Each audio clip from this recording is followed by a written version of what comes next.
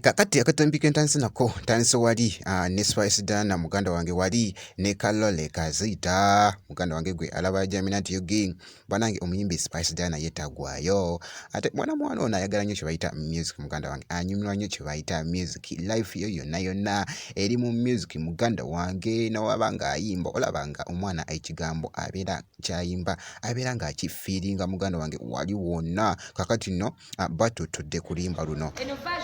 Twasazeewo tukikolere abakyala nga muli n'omusajja omu kati bannazaala abomu ninga abakyala muli bangi omu ne kunyazaala omu. 1, 2, 3 enter.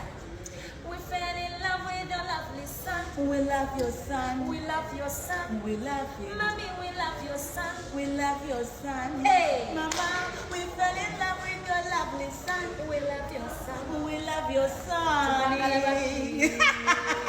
Bakuza bulungi mutabani wo. Kakati nsazeewo ate nkyekingeko wali ku muyimbi wali Cindy Sanyu anti nga ye omanyi ayagala nnyo okuzannyako ne bafaanizi be wali mpola muganda wange ekintu ne kisobola okuba nga kitambula so akatambika kano kansooke nkuwekoko wali olabe nga Cindy wabadde agezaako wali okuzannyako ne bafaanizi be ate ndyoke nkomewo.